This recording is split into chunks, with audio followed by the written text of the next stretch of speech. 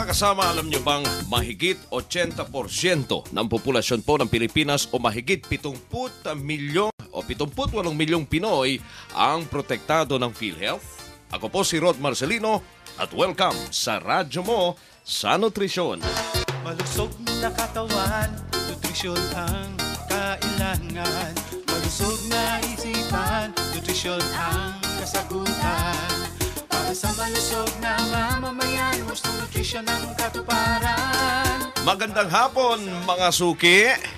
Narito po kami muli ng favorite nating lahat, the Saturday Noontime Nutrition Guru, ang Executive Director po ng National Nutrition Council, walang iba kundi si Assistant Secretary of Health, Bernie Flores.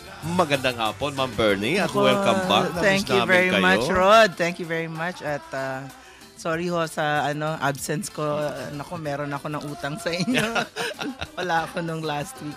Thank you very much, Rod. At magandang tanghali po sa lahat ng nakikinig sa ating radyo mo sa nutrisyon dito sa Pilipinas at sa buong mundo. Ay, niloloko mo, ay tinutokso mo ako ha. Guru pala ako ha.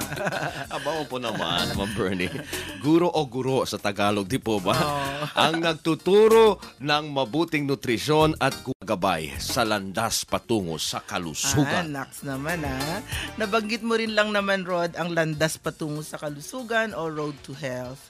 Binigyan tayo ng pamahalaan ng isa pang kaagapay, ang Philippine Health Insurance Corporation o mas kilala sa tawag na PhilHealth. That's true, Ma'am Bernie. Marami na akong kaibigan at kakilalang natulungan ng PhilHealth. Pero sa totoo lang, kokonti pa lang ang aking alam tungkol sa PhilHealth. Ay nako, di lang ikaw, Rod. Marami nga nakakaalam sa pagtulong, nakakarinig sa balita, sa mga talk show, at nakakabasa na rin ang tungkol sa PhilHealth, National Health Insurance, pero hindi lubos yung pagkaunawa nila sa mga teknikalidad at mas malawak pang biyaya na ibinibigay ng programang ito. Usually kasi general info lang yung napag-uusapan gaya ng pagiging bahagi nito sa Universal Healthcare Program ng pamahalaan, nang layunin ay mabigyan lahat ng Filipino ng sapat at abot-kayang pangangalagang pangkalusugan. Mabuti rin, Ma'am Bernie, at nakarating sa ating studio ngayon ang ating guest mula sa PhilHealth, mga kasama. Rod. At para ipadiwanag nga sa atin ng husto ang PhilHealth at kung paano lubos na mapapakinabangan ng bawat Pilipino ang mga benepisyong alay nito, narito sa ating radio station si Mr. Greg Rulyoda. Siya po ang Vice President ng Corporate Affairs Group ng Philippine Health Insurance Corporation o PhilHealth. Welcome po, Mr. Rulyoda, sa Radyo mo sa Nutrisyon. Magandang hapon, Ma'am Bernie, Okay. Asek Bernie, and of course, ang ating kaagapay, si Rod. Lalong-lalo na sa ating mga masugid na taga-subaybay ng napakaganda ninyong programa. Maraming salamat po. Thank you. Good afternoon Actually, po, suki Mr. rin Rulyoda. yata kayo, Mr. Rulyoda, Okay. dito sa DZXL, radyo. Radyo, opo. Tama po kasi lahat naman po tayo bilang manggagawa ng ating gobyerno, gusto nating ibigay ng magagandang balita sa PhilHealth. So, halos lahat ng ating mga part ng ating campaign ay kaibigan natin sila lahat. Correct. Alright, diretso po tayo sa ating talakayan ngayong hapon. Mr. Rulyoda, umpisahan natin ang ating topic tungkol po sa PhilHealth. Ano po ba ang PhilHealth at gaano na ito katagal, sir?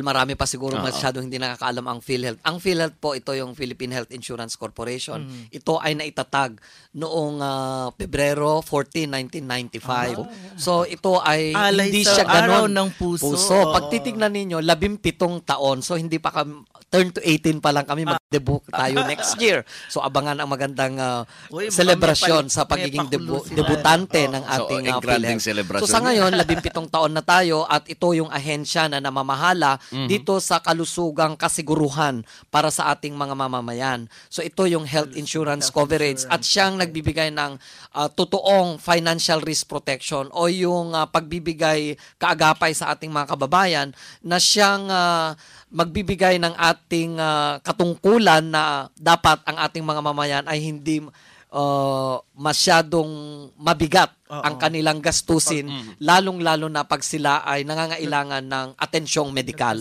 So, ito yung pinakamagandang programa na naipasa ng ating gobyerno kasi noon ito ay para lang sa ating mga nagkatrabaho, manggagawa lamang. Sa ngayon ay lahat ng Pilipino ay magiging miyembro, lalong-lalo na ang ating mga kababayang mahihirap. Sir Greg, ito ba yung, iba ba ito dun sa Medicare dati? Yeah. Actually, yung Medicare dati, ito po yung pinahusay, pinalawak Itong na PhilHealth, ang pinalawak. programa ng ating gobyerno na PhilHealth. Kagaya ng sabi natin kanina, nakalimita lang noon ang ating Yung Medicare sa mga manggagawa. Pang manggagawa Pero lang. sa ngayon, dahil sa naipasa ito, alam naman natin na ang mandato ng ating PhilHealth ay talagang bigyan ng 100% coverage, health insurance coverage, lahat ng Pilipino. So kung wala pong trabaho o kaya yung may paano po ba nag-a-apply sa PhilHealth? Paano nagiging PhilHealth member. So, siguro, Ma'am Bernie, Rod, ang PhilHealth ay may 5 programa. So, para masakop ko na lahat, mas maganda na makita natin.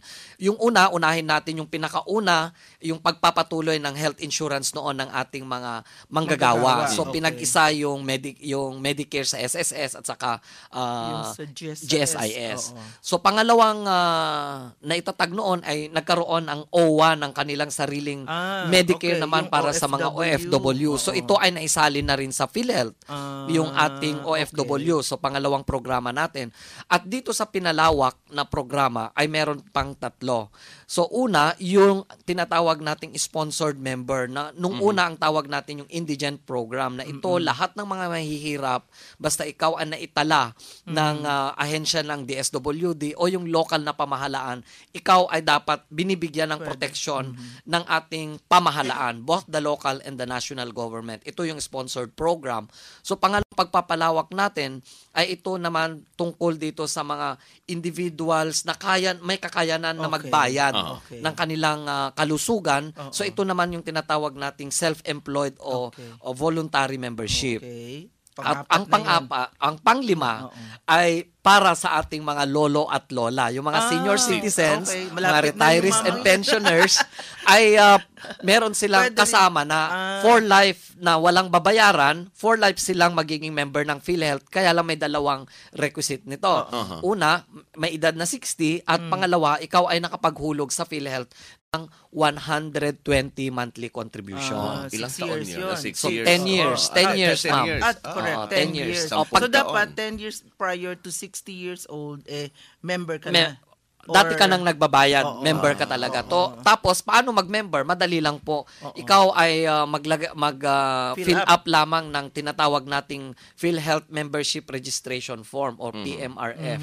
Tapos, pag ikaw ay may idedeklara na dependents, siyempre, lakipan mo ng birth certificate para sa mga anak na 21 pababa. Tapos asawa, legal na asawa. Okay. Sir, yung number of children walang limit. Walang limit. Basta sila 21 years old. Pag tinignan mo, hindi ko din qualify So legitimate, illegitimate, adopted, kasama kasi lahat So lahat. Ibig sabihin kahit isang member lang ng PhilHealth sa isang pamilya. Sakop na pero lahat. yung lahat buong ng pamilya. Buong pamilya. Kung magkasakit yung bunso, pwede niyang i-avail yung... Yes. At mamaya tatalakayin ko yung kabuuan. So yung, buong pamilya ang covered. So lahat pala ng manggagawa ngayon, private o government kagaya namin, member na siya ng Yes, PhilHealth. basta ikaw ay nagtatrabaho, empleyado, at may employee-employer relationship ang inyong employment, ay automatic na 100% na covered ka. Kung hindi ka man ipinatala ng iyong employer, pag ikaw ay may nangyari at kailangan mo yung PhilHealth, you can demand for it. Ayun. Kasi nasa binabawasan ka, Meron nasa ba batas mga yun. kaso ng mga kumpanya na hindi Ay, marami, ma'am. Okay. Isang problema pala yan.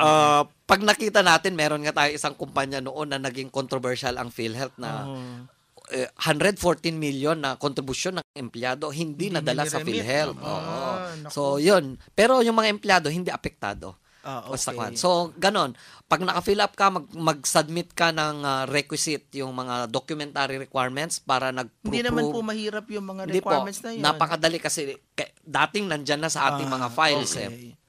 Tapos, syempre, yung mga voluntary, mayroon kang dapat unang bayad na mura sa ngayon, 300 pesos sa isang quarter, 100 pesos kada isang buwan. Okay. So, ganun kamura ang ating health insurance pero ang iyong coverage ay napagmalawak. Usapan natin yung mga coverage maya-maya. Okay. Anyway mga kasama, napakaganda po ng ating talakayan. Sigurado yung ating mga kasama dyan na nakikinig po sa ating palatuntunan sa mga oras nito ay may mga tanong po sa ating bisita at kay ASEC Bernie Flores. Pwede po ninyong isend ang inyong mga tanong sa ating text line 0919-884-0659. Again, mga kasama ang ating text line 0919-884-0659 o tumawag po sa 882-2374. Magpapatuloy po ang radyo mo sa nutrisyon. Pero silipin muna natin mga kasama ang pinakihihintay na. Text question of the day. Nako, napakadali po ng tanong natin. Actually, yung sagot Ito yung mga ay isang binanggit inaabangan sa na ating ni Rod programa. kanina sa opening ng program natin. Ano? Ang tanong ko po, ilan ng Filipino ang protektado ng PhilHealth sa ngayon? Naku, napakadali. I-text lang po ang inyong sagot sa ganitong format mga kasama. Siyempre ang inyong pangalan, space, address, space, at ang sagot po ng tanong po ni ASEC. At isend po yan sa 0919-884-0659. Magbabalik po ang radyo mo sa nutrisyon. Radyo mo sa nutrisyon. Hanap mo ba ang katugunan sa inyong mga problemang pangkalusugan? Hanap mo ba ang mga tip na magtuturo ng pamumuhay na happy na, healthy pa? Wish mo ba ang ekspertong opinyon ukol sa iba't ibang karamdaman? Lahat yan matutugunan sa programang Radyo Mo sa Nutrisyon. Sina ASEC Bernie Flores, Executive Director ng National Nutrition Council, at si Roderick Marcelino. Sabado, alas 12:30 hanggang 1:00 ng hapon. Dito lamang sa DZXL 558.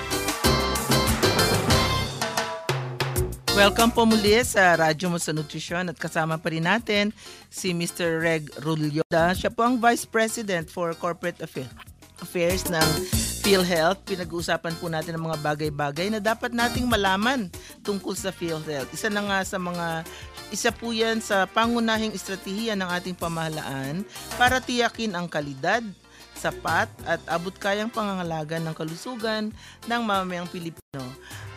Vice President Greg, tingnan naman po natin yung mga benepisyo ng PhilHealth. Dun sa 5 grupo na yun.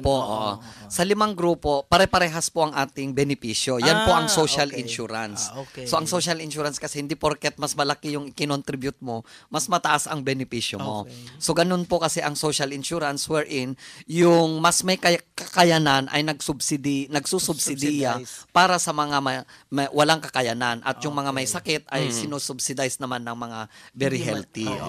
So ganun kasi yung social insurance. So ang benepisyo, una ay meron kang buong pamilya covered. Okay, nabanggit na natin yon. Pangalawa, yung isang miyembro, yung principal member na siya yung nagbabayad, ay meron kang sariling 45 calendar days benefit in a year. Okay. Then another 45 days para doon sa kanyang miyembro, yung qualified dependents na hahati-hatian nila kung sino yung may sakit. So pangalawa 'yon. At ang pangatlo, ito yung mga financial medical na pambayad sa ating mga pangangailangan. Okay?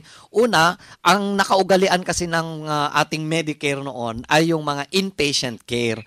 So, ito yung subsidiya para sa ospital, laboratorio, doktor, at mga medisina. So, pag ikaw ay nandoon sa loob ng hospital at ikaw ay may karamdaman, okay, yun yung inpatient benefit.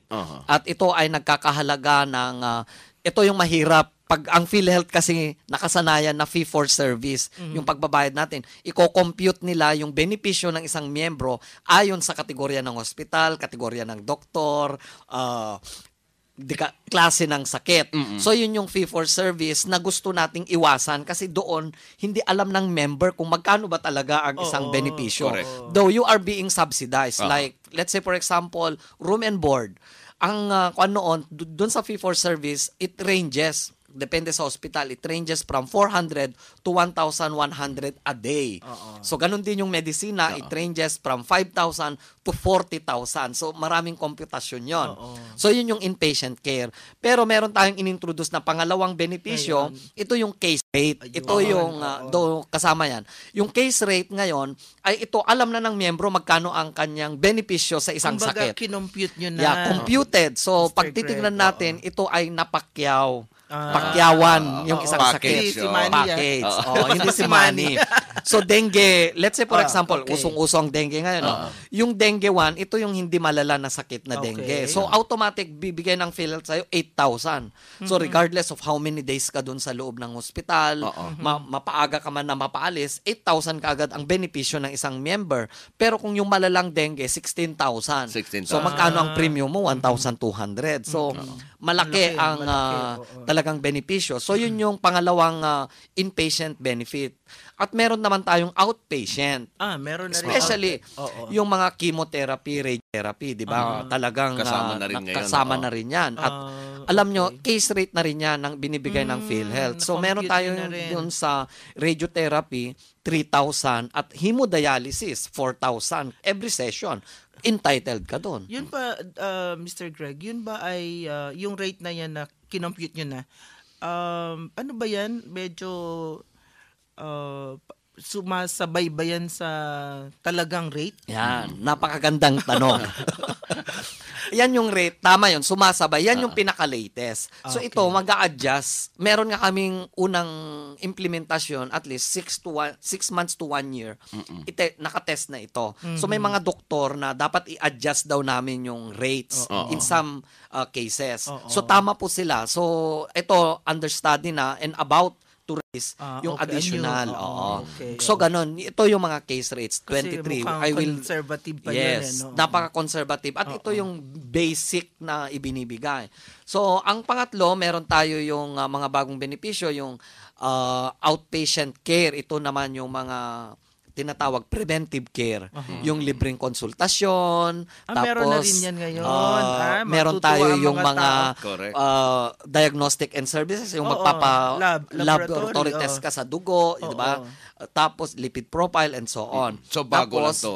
magkaroon din tayo nung tinatawag nating outpatient drugs na para pag-maintenance sa ating mga kwan. So itong bago na primary care benefit ay ito Sir muna Greg, excuse me, mauna. masabi ko lang po na kasi ang kaalaman talaga sa ako naglilibot ako no. So ang kaalaman po talaga kailangan naka-confine ka para ma-avail mo ang PhilHealth. Yeah, actually benefit. So, that's really the mindset ng mga tao. Makatulong tayo to disabuse o tanggalin yung mga anong yan, ano? Maswerte tayo kasi dito sa pangunguna ng ating Secretary of Health, saka si Dr. Banson, iniisip na nila talaga na ito. Dapat magpondo tayo, magbigay tayo ng benepisyo ng outpatient. So ito yung magiging magandang i-confine. Yes, tama ka, Asek. Diba? Lalong-lalo na pagka malulusog sila, syempre hindi na sila magkakasakit. Aalagaan na natin sila at the point of their livelihood and so on, di ba? So dito, yung outpatient na sinasabi ko ay ito na-approve na last April pero ma-implement ito mga July na kasi imagine we will be assigning lahat ng pamilya ay may naka-assign na sa'yo na doktor. So inuuna lang natin itong mga kababayan nating mahihirap yung nandoon sa National Household Targeting System saka yung i-sponsoran ng ating mga local na pamahalaan. Kasi dapat sila, in every family, meron tayong naka-assign na doktor. Ganon din tayo later on. Susunod tayo. So, bilang ikaw, let's say for example, si Ma'am Bernie, gusto niya, ito yung kanyang provider na magbibigay sa preventive care niya. So, let's say for example, syempre, may kaya siya. Napili niya ang St. Luke's as a provider niya later on. Wish ko lang. So, meron siya isang doktor na i-assign na siya yung, doon ako magpapatingin. So, ganun yung papakonsulta. So, ganun yung tema ng ating primary care benefit. Good. May bagong benepisyo, last May 3. Ang ating PhilHealth po ay benefit na rin yung mga nakakagat sa mga hayop, yung mga may rabies, aso. So, bago talaga yan kasi dati wala. So May 3, May 3 lang, mainit-init pa yan. So ito ay benepisyo na ng ating member, babayaran na rin ng PhilHealth. So pumunta sila sa mga animal bite centers na halos lahat na ng mga hospital naman, basta may kakayanan tungkol dito, especially San Lazaro. So hindi na sila mag-alala na pambayad na naman sa mga vaccine. Ang mahal-mahal yan. Kasi kaya mahal, ayaw nila. 3 hanggang 4 na tusok yan. Kaya mahal. So, benepisyo yan. At abangan sa June 21. Meron pa iba. Merong maganda. Ito, syempre, pang-kwan ko lang ngayon na, teaser lang para Pero sa ating sir, mga ano kababayan. ba ang significance ng PhilHealth. June 21? June 21, makwan yan. May birthday ba dyan? June 21? Kasi Wala ito, naman. malapit na kasi ang Father's Day. Diba? Kasi kung may So, ang Father's mag-iimbita Day, kami. di ba, meron tayong prostate cancer, yung mga ganyan. Okay. So, ito ay magiging benepisyo na natin. okay. So, meron tayong tatawagin na PhilHealth Zeta. So, Zeta, ito ay yun. mga benepisyo Paano na kaya talagang natin? kanyan. So, abangan sa Oo. June 21. So, Pahulaan kaya pagtitignan natin natin, sa ating mga napakadami. tagapakinig. Napakadami nating benepisyo. At yan po, nagpapasalamat kami kasi itong programa ninyo na ganito ay malaking tulong para sa ating mga kababayan. Alamin. Sige, talagang yan ang ating purpose. Sir, meron na tayong mga phone-in questions. Unang-una, hindi niya sinabi ang kanyang name, pero 091026382213. Yan ang kanyang Ang number. tanong po niya ay, covered po ba ng PhilHealth? Tama yung sabi niya, malapit ang Father's Day. Sabi niya kasi, covered po ba ng PhilHealth ang kapatid na lalaki? Bakit naman hindi? At both parents po? Ano Ayun. kaya ang tema niya? Oo, ano Siguro, kaya gustong sige, itumbad niya? Bakit kaya i-abstract kapatid? na lang natin Oo. kung O baka may experience. yung or, kapatid ay hindi pwedeng maging legal dependent. So siguro ang gagawin na lang nila ay ipagbayad yung kapatid nila kung hindi siya qualified na dependent. Kasi yung kapatid, syempre tayo magkapatid. So may sarili kang insurance, may sarili akong insurance, magbayad ka ng sarili Kung ito'y mo. more than 21. Not exactly, Not ma'am. really, Even oo. if they are, syempre kung below 21 ka, Oo. dependent ka. Pero Oo. kung more than 21, kung 21 pataas ka na, Oo. dapat mag-self-employed Employed. ka or voluntary membership. So yun ito na lalaki. So Oo. ang both parents po 6 years Covered. old na ay covered basta sila ay hindi kwalipikado doon sa lifetime member. Okay. Alright. Pangalawa Qualified. po si Miss Osabel ng Sampaloc, Manila. Kung ang member ay nag-retire na, pwede bang ma-withdraw yung naihulog niya? Naku ma'am, huwag na ninyong i-withdraw. Miss Osabel, Kasi huwag na Ma'am daw po. Osabel, ang Yan ang pinakamaganda, ginagamit. magpasalamat po kayo dahil magagamit na po ng iyong tatay na siya ay magiging lifetime member. So covered siya anytime ng PhilHealth. Hindi na siya Sa lahat kailangan magbayad. Hindi na siya ng magbayad. Ang premium. gagawin na lang po niya, pumunta siya sa PhilHealth, magdala ng 1x1 na ID picture, dalhin niya yung any retirement document at mabibigyan siya ng lifetime membership ID. Ayun. So wala na siya ng ibuhulog buwan-buwan. Oo, kasi nako, secured ka na tapos i-withdraw mo pa yung At sayang. saka alam naman Oo, natin, di pagka naman natin ng kanyang alam kung edad, anong kailangan mangyayari. mo na ng Correct. security Oo, talaga sa oo. kalusugan. Sige, mag-segue naman tayo dun sa mga potential problem points. Paano po nag-check ng remittance sa PhilHealth, Sir Greg? Maganda yan. Kasi mga employer, especially, Oo. mga employer. Dito po sa remittance, anytime naman po, pwede kayong tumawag sa amin.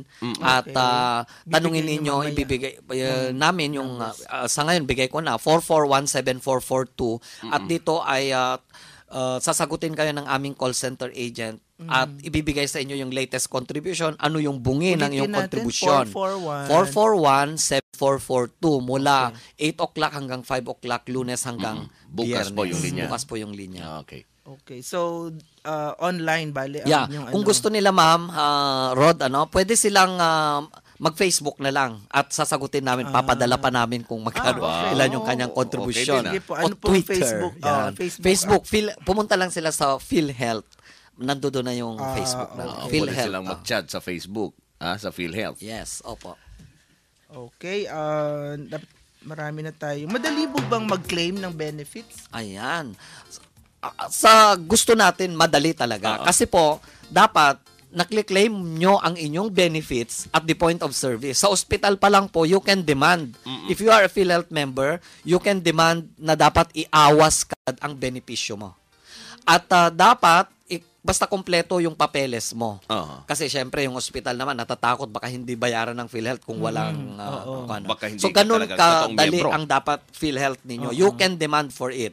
So, kung hindi man iawas ng ospital, meron na tayong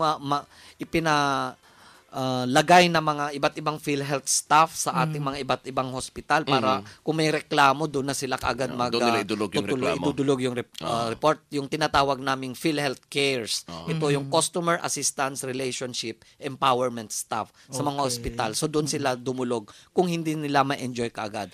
At kung sakaling sila man ay nag-file ng kanilang PhilHealth claim, kami po ay binigyan ng batas na 60 days upon receipt dapat mabayaran namin. Ayun. Okay. Tapos kung halimbawa po maliit dun sa ine-expect na claim, pwede po bang baguhin o dagdagan pa ng PhilHealth? Actually, kung nagkamali yung hospital ng pag-diagnose sa'yo, kunyari, sinabi niya, ay ganito lang yung benepisyo mo. Pero pagdating nire-review yan? Nire-review po natin na dapat, kung ano yung talagang dapat mapunta sa'yo na benepisyo ng PhilHealth, ibinibigay naman po ng PhilHealth. Basta yung mga, lalong-lalo na kung kumpleto ang resibo mo. Yun, isang magandang tip. Huwag sa baliwala yung mga resibo. Tama. Opo, Dapat kasi itago nila lahat. tama ka Rod, ma'am. Kasi kuminsan pinabibili yung mga pasyente sa labas, ano? Huwag nyo pong itatapon o isasubmit sa ospital kasi pag sinadmit nyo yung ospital, alam natin yung mga yung ospital ang Gamitin sa iba.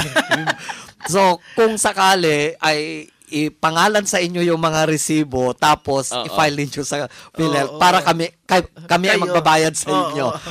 Lahat ba ng ospital ngayon, Sir Greg, sa bansa ay accredited na? Mga 96% po, ma'am. Kasi meron din pa mga rin. hindi nakakapasa ayon sa ating quality assurance na meron tayong bench book na tinatawag na sila ba ay may sapat na pasilidad, sila ba ay may sapat na mga tao, mga ganyan. So hindi naman kasi natin automatic na ipinapasa. Pero pag ikaw ay licensed ng Department of Health, accredited ka automatic ng PhilHealth. Okay. Hindi na dalawa-dalawa. Hindi na, wow. Pinag-isa na natin para talagang iisang ahensya, kalusugang pangkalahatan tayo. Okay. Ito po, may question tayo galing kay Miss Mila ng Bulacan. Sabi po niya, ako po ay senior citizen, 64 years old. 1990, nagtrabaho po ako as government employee hanggang 1998. Medicare member po ako, 8 years po ako nakapaghulog. Ano po ang status ko? May value po ba ang nakaraang hulog ko? Ano po ang dapat kong gawin? Ayun. Yan, siguro medyo kailangan yata itong... napakaganda ng kaso ni Ma'am Mila, no? Ma'am Mila, kasi 8 years lang po yung naihulog ninyo, kulang pa kayo sa 120 monthly contributions. Ipagpatuloy nyo muna po yung, even if you are more than 60 years old, kung hindi ka naman nakaabot doon sa 120 months, ay dapat makumpleto mo yun bago ikaw ay lifetime member. So, ang may papayo ko po sa inyo ay ipagpatuloy nyo yung inyong paghuhulog sa PhilHealth para may sarili kang 45 calendar days. Kasi later on, kung magiging dependent ka lang po ng iyong anak, makikishare ka doon sa other qualified dependents na 45 days. Kahit matagal na siya, sir, hindi nagbabayad. Okay lang po. Okay, yung paghihinto lang naman niya is suspended yung kanyang benepisyo, pero once na nagbayad siya, inactivate niya yung kanyang PhilHealth. Alright, okay. So, ayun, ano uli yung pangalan ng ating texter? Si Ma'am Mila ng Bulacan. From Bulacan. Naku, tiyak naman kahit mamayang tapos na yung program na Ayun. tapos na yung program natin, Rod, ay marami pa rin magte-text ng tanong o kung kailan tapos na, saka lamang darating yung ating mga tanong. Pero wag po kayo mag-alala dahil ipunin namin yung inyong concerns at sasagutin pa rin sa pamamagitan ng aming Facebook o kaya naman ay sa Facebook ng PhilHealth at Twitter accounts. At syempre, mayroon din pong website ang PhilHealth mismo sa www.philhealth.com .gov.ph. Ayun. Okay, maraming po salamat Mr. Greg Reluda. Siya po ang ating resource person, guest sa studio ngayon. Siya po ang Vice President Corporate Affairs Group ng Philippine Health Insurance Corporation. Maraming salamat sa pagpapaunlak ninyo sa aming imbitasyon kahit na Sabado. Okay, maraming salamat ma'am at of course si Rod at sana iisang ating adhikain. Bawat Pilipino bawat miyembro protektado, kalusugan natin sigurado. Yan po ang ating PhilHealth. Ang ganda, no? Okay, at ngayon naman ay sino-sino ba yung tatlong sumagot ng mahigit 80% o mahigit 78 million dito sa ating text question na ilan ng Pilipino ang protektado ng PhilHealth? At sila po ay sila Louie Ordoña ng La Union, Yun. Congratulations. Ang sagot niya ay 80% o mahigit na 78 million. Ang pangalawa ay galing pa sa Isabela Mayumi Miran Jones. Ganun din ang kanyang sagot, mahigit 78 million. At ang pangatlo, another ni barkada ni Rod, si Bruce Alonte ng Tarlac City, mahigit 78 milyong Pilipino, 80% ng populasyon. So, congratulations sa inyong tatlo. Tatanggap po kayo ng tig-100 pisong cellphone load within the next hour. At sa mga naunahan, weather lang yan, don't worry, be healthy. Sabi nga kanina ni Mr. Greg. May sasabihin ka pa, Mr. Greg? Yeah, actually, huling ito na announcement. Tinatawagan po natin ang ating mga voluntary members, yung mga gusto humabol sa ating PhilHealth. Dahil yung promo po namin ay mag-e-end na ngayong June 30, yung 50% discount. Kung ikaw ay magbabayad ng 2 years. Yung lalong-lalo na yung mga individually paying members at a cost of 1,200 kada taon. At may panahon pa po hanggang June 30, pwede po ay pag-ugnayan kayo sa pinakamalapit na PhilHealth para magbayad ng 1,200 kasi sa July 1, tataas na po ang ating PhilHealth premium, magiging 2,400. Maraming salamat po. Okay, thank you very much. Thank you very much. Thank you very much, dear listeners, sa inyong palaging pakikinig sa amin dito sa DZXL 558 kHz at panonood sa www.rmnnews.com. Tune in lang po kayo lagi sa Radyo Mo sa Nutrisyon tuwing Sabado 12:30 hanggang 1 o'clock ng hapon. At pwede nyo rin kami maging friends sa Facebook. Hanapin lang ang Radyo Mo sa Nutrisyon. I-click nyo lang po yung like at friends na po tayo. At maaari nyo rin kaming maaari nyo rin kaming i-follow sa twitter.com/radyonutrition. Small letters po lahat yon. At just in case gusto nyong mapanood yung program natin ngayong hapon at pati na rin yung mga nakaraang episodes, punta lang po kayo sa www.youtube.com/Radyo Mo sa Nutrisyon. Small letters din po lahat yon. Mga kasama, tandaan po dito po sa Radyo Mo sa Nutrisyon, bubusugin namin kayo sa impormasyon. At sisigin namin kayo ng mga tip tungkol sa tamang nutrisyon. At tutulungan namin kayong iwaksi ang mga maling gawaing kumukontra po sa mabuting kalusugan. Wastong nutrisyon, impormasyon. Solusyon, positibong aksyon. Tandaan lamang po natin, malusog na katawan, malusog na isipan, para sa malusog na mamamayan. Ang inyo pong lingkod, Health Assistant Secretary Bernie Flores. At ako naman po si Rod Marcelino. Kami ang inyong mga kabalikat sa kalusugan at wastong nutrisyon. Dito sa Radyo Mo sa Nutrisyon. Malusog na katawan, nutrisyon ang kailangan. Malusog na isipan, nutrisyon ang